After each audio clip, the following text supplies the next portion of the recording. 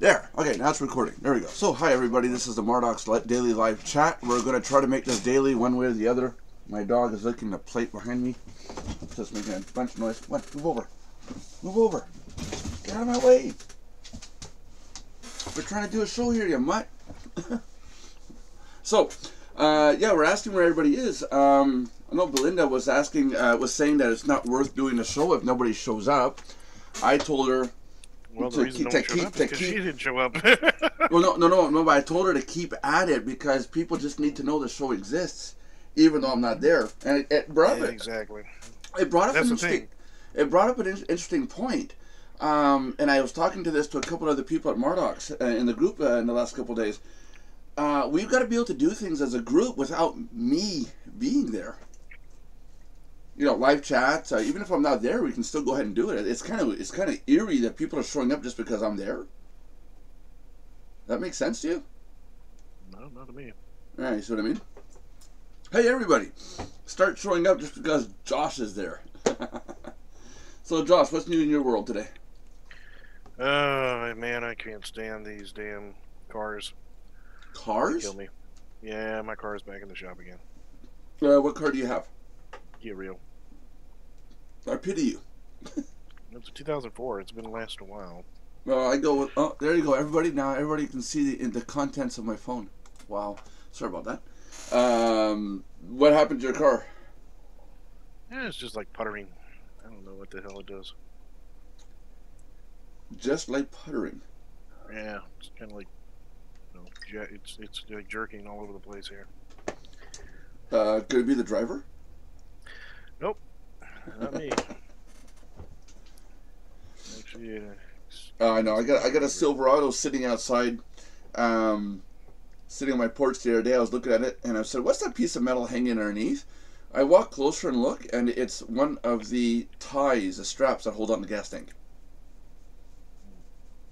Yeah, I dropped it off at the shop. They're gonna call me later. I'll figure out what it is then.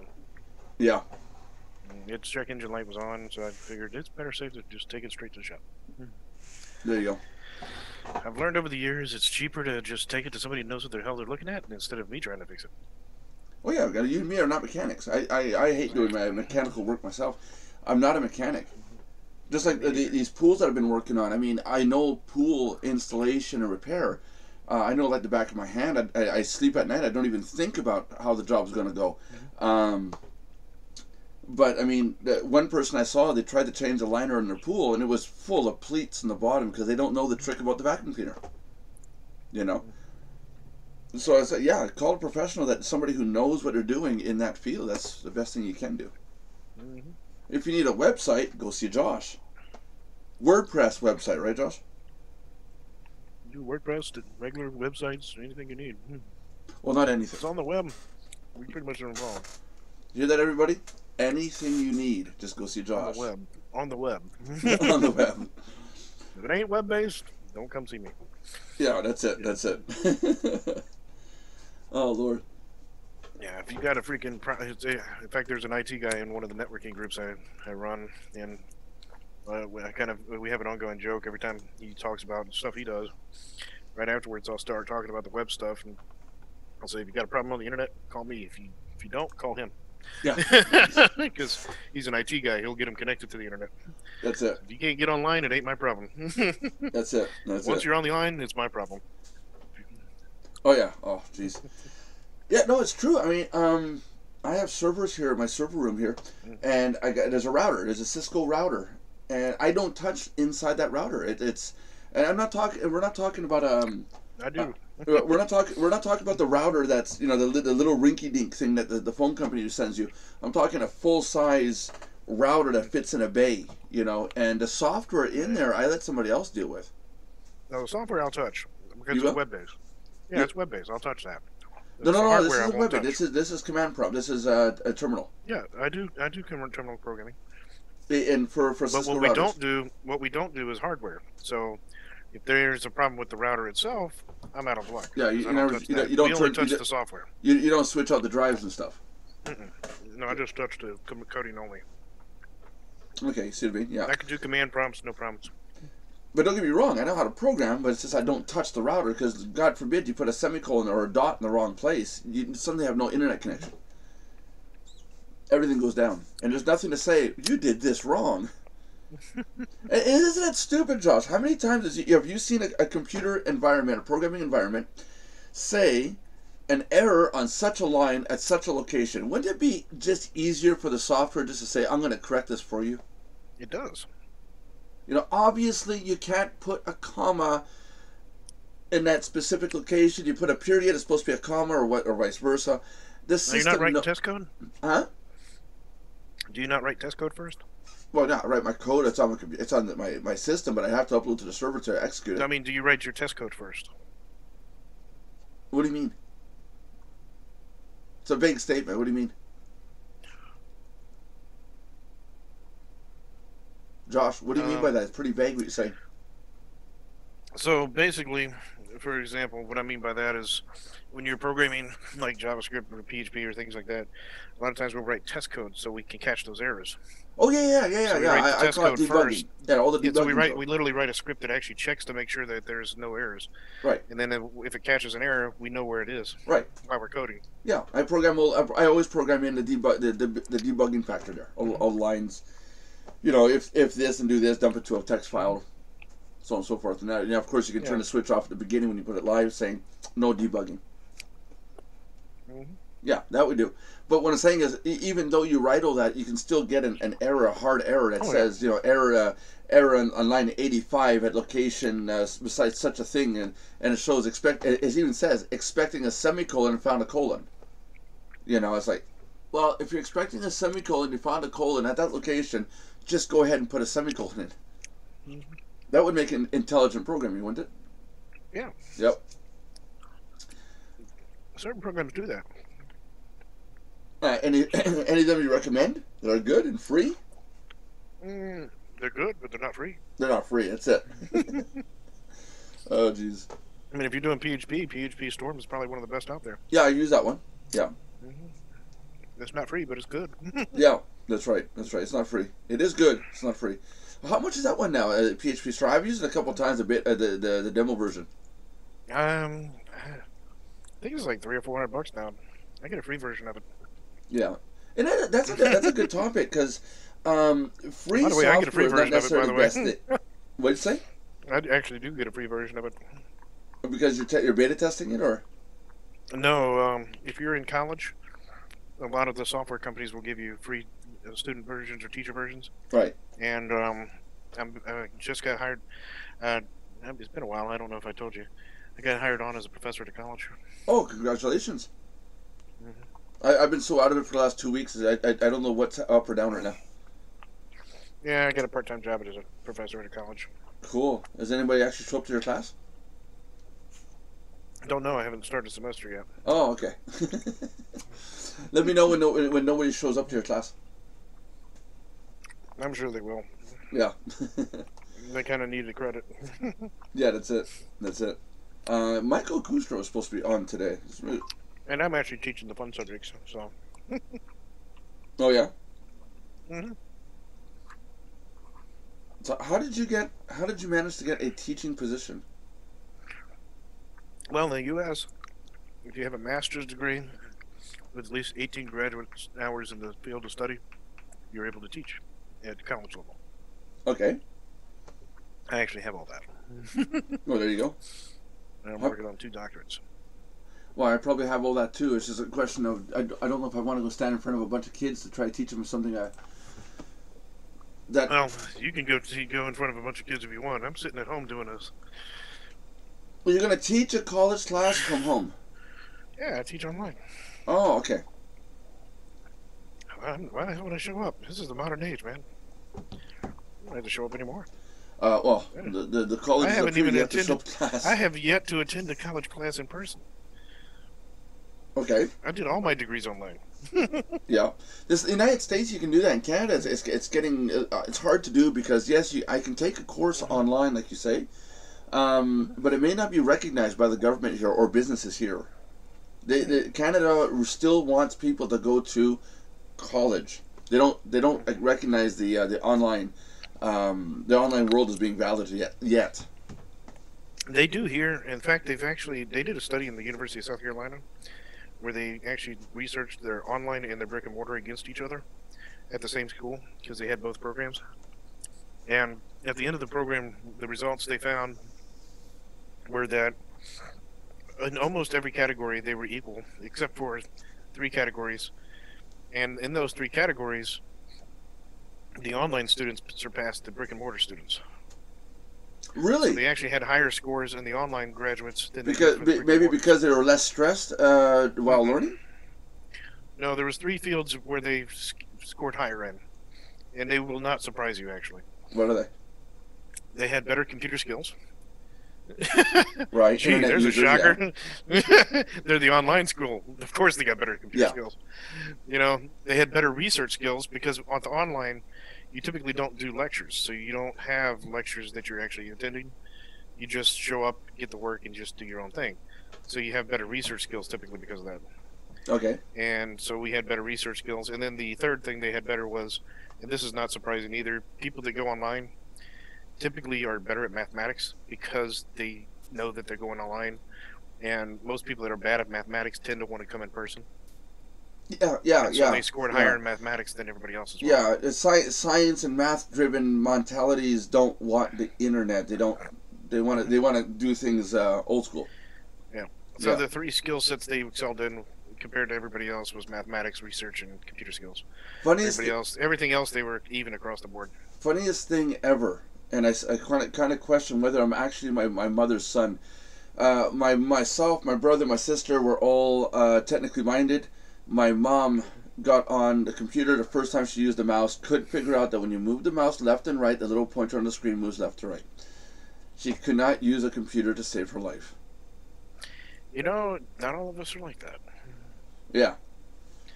I mean, when I first used a computer, I crashed it, burned it. Don't know what the hell I did wrong with it, but it wasn't working right. And back then, computers were pretty cheap, so I just went out and bought another one. Yep. And then I did the same thing again, crashed, burned. Didn't know what the hell I was doing. Got some viruses and threw it away again and bought another one. And by the 4th time I bought a new computer, I figured out what I shouldn't do. There you go. And that's how I learned computers. Let me guess. You wouldn't play around the BIOS? You burned out the processor?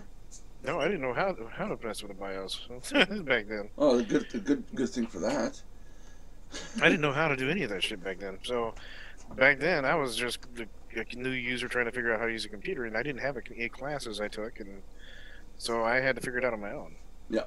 And so I basically learned how to use a computer by crashing and burning them. I burned through 4 of them, and I learned how to use them, and that's still cheaper than taking classes, I think.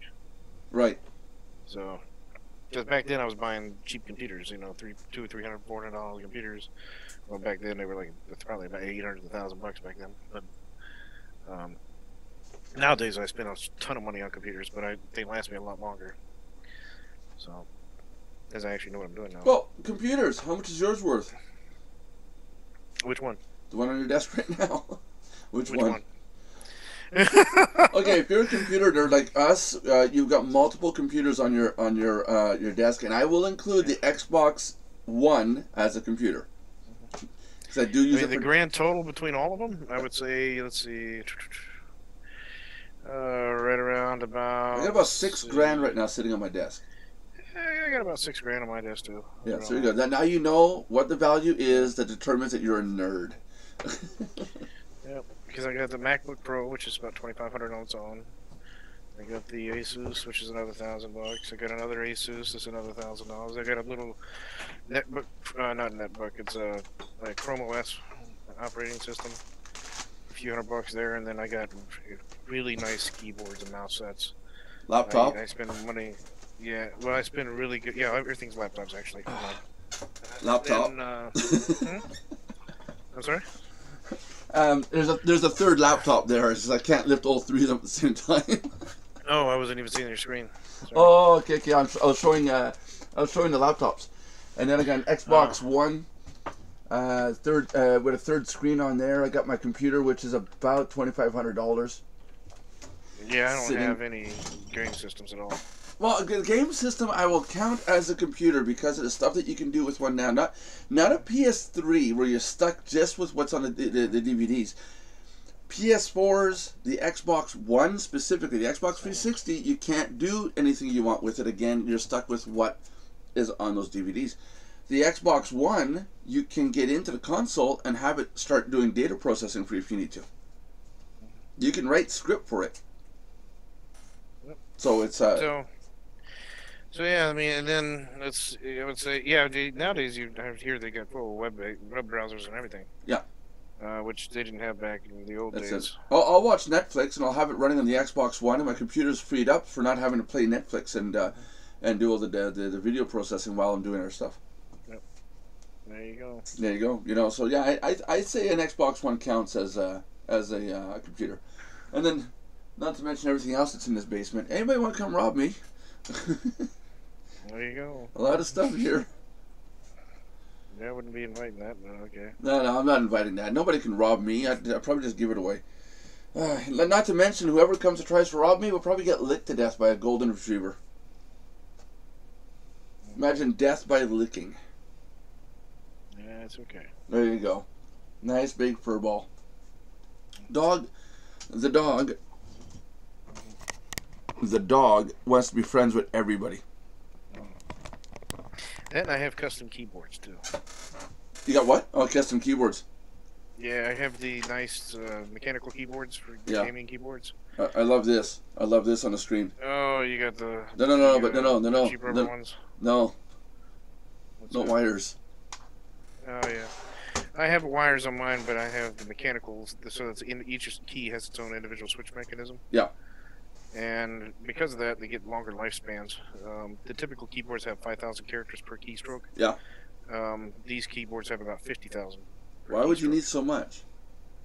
Because I burn through computers faster than I burn through the keyboards. Oh Jesus. But the big reason is the other keyboards are really hard to replace the keys on. Right. These switch ones are very easy to switch the keys out, and I use a Comac layout, so I have the keys switched. Yeah. You were saying that you were telling us that one time how you got it switched out so it's easier to type with. Yeah. Yeah. Much easier to type. You gotta load the driver for the keyboard for that, and then you gotta physically take the keys out and move them, right? Well, no, not necessarily. Like my laptops, all are Comac as well, but I spent like $3 on stickers at Amazon to just put the stickers on top of the keys. Yeah, but why don't you just move the keys over? Hmm? You can get a key for $3. You can get a key remover, keyboard key remover, and then you just move the buttons where you want them. Yeah, I'm sure I could do that with the laptop, but that's probably harder than it is on the desktop. Desktop, yeah, I could probably, yeah. It's not that hard to do. I have one in my toolbox. It's to take the keys off and when you out keyboards. Mm-hmm. You really can get in there and get all the gunk out. To do it on the desktop keyboard is easy. To do that on the laptop's a little bit more difficult. Yeah, it could be. But the big reason I do it on but either way, actually most Windows 10's computers actually default to, they have Comac installed already. Yeah.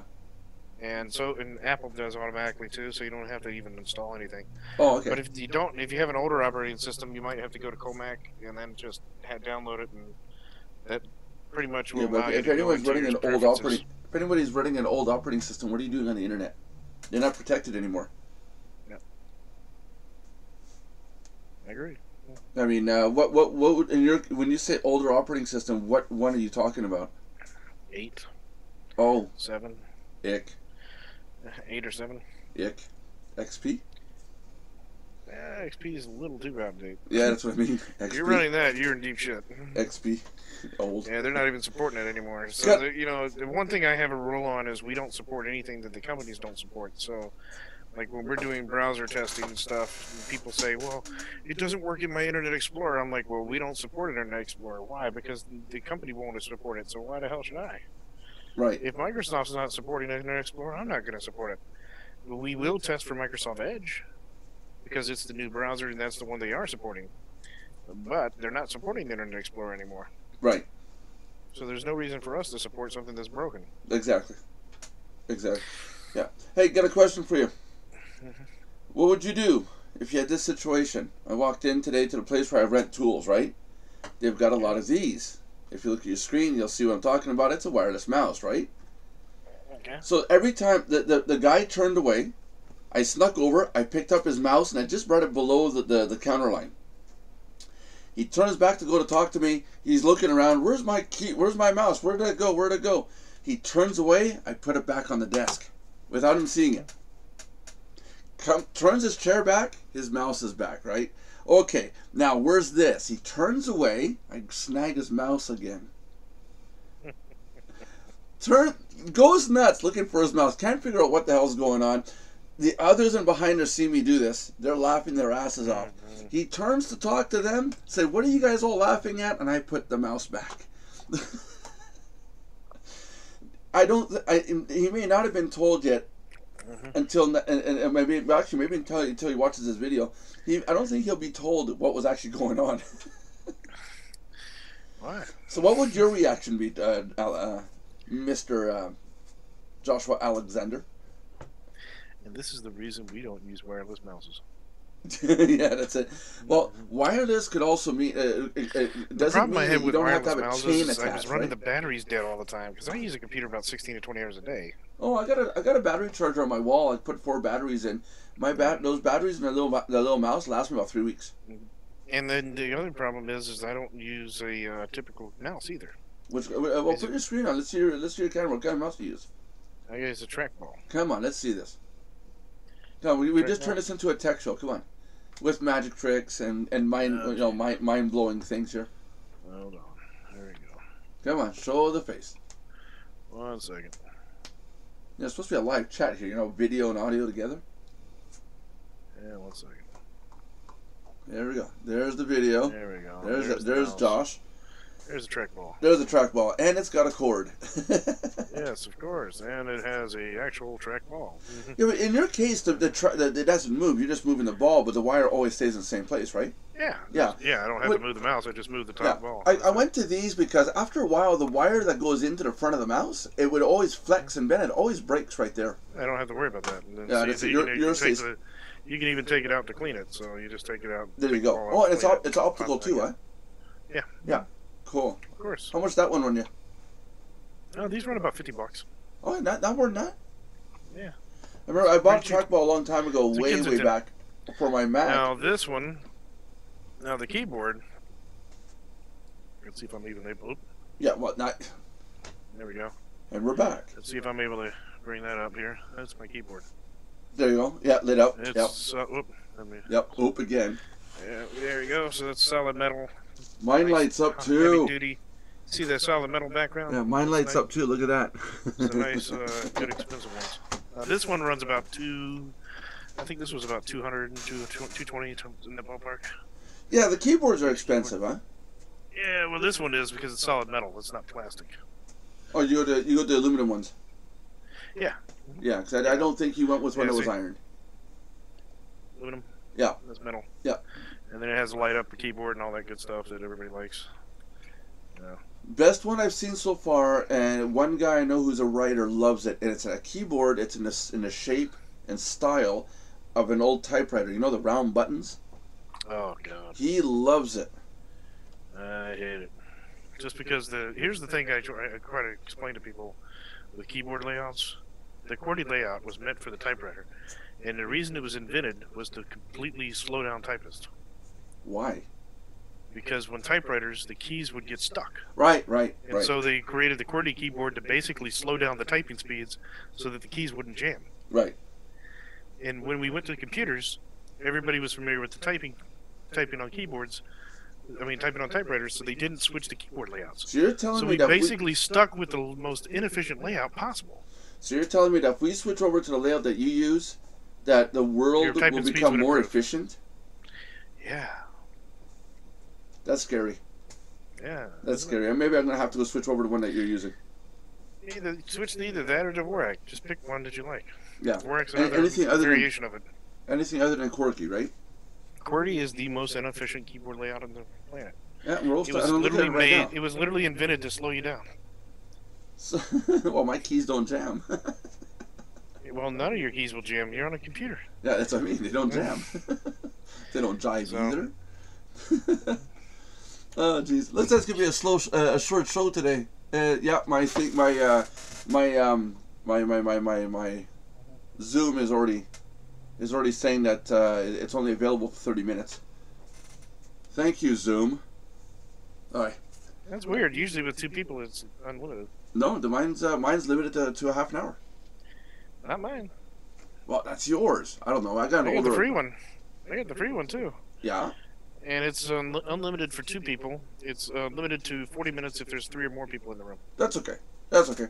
I'll let it go for 30 minutes because that way I can run to the hardware store and get a whole bunch of wood. I'm rebuilding the room beside here for my wife's office. That way, when I'm done, this wall here is all going to come out. I'm going to take all this wall apart, and my office is going to be extended all the way to the other side of the other room. Yeah. Because I'm stuck. I mean, literally, I'm only like 5 feet from that wall. You know, I'm like put my hand out, I can almost touch it. You know. So it's then there's Merlin takes up half the space. No, I'm gonna fix all this up, get all this drywall closed off properly, and hopefully have a nice office to sit in. If I'm gonna be sitting here longer and longer. Not to mention doing videos will look better instead of seeing wires and 2x4s and God knows what. You know, like the furnace room is right there. You can see my furnace on a good day. Gonna put a backdrop in there. Oh yeah, there you go. Oh yeah, I'll have a green screen the whole thing up. We're gonna put lighting in, you know, so at least we can do green screen stuff. Yeah, find out what the Oval Office looks like in the Canadian government. Yeah. Well, Make it's it look like you're coming from the Prime Minister. It's a log cabin. For those of you that don't know, it's a log cabin up in the mountains. Is it really? Oh yeah. You didn't know that? You see, Canada had the very first White House. The Americans wanted a White House also. We don't have to paint ours. Think about that. Yeah, I don't want to go. Anyways, guys, tomorrow we'll do another show at 3 p.m. Eastern Standard Time, and I hope you guys like this. This was a show with Joshua Alexander and myself. Be here tomorrow, 3 p.m. Eastern Standard Time, and we'll have other topics. So, Josh, if you want to say bye to the public that loves you. Peace. Peace out. Yeah, how do I close this again? Hold on. Belinda loves this part where I go, where's the button?